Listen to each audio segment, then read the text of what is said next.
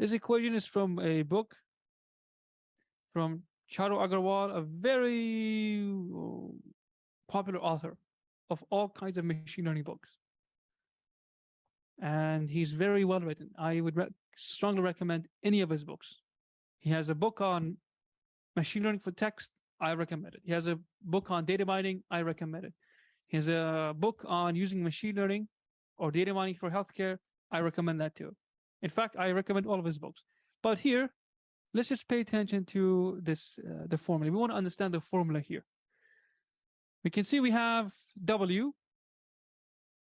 Now, this author, I guess, does not use the bold convention. I would prefer that they did. But that's the matrix, the transpose of the matrix multiplied by the scalar value, which here is the mean of the data. This phi function is the activation function. What I'm trying to really say is that a neural network is linear algebra. So what we're going to do is we will look at the mathematical representation of it and look at it in its Python implementation.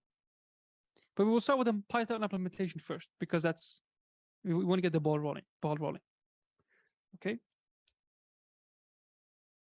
So we want to understand the terms here, the symbols here, what's this calculation, and then we will have a thorough and foundational understanding of neural networks.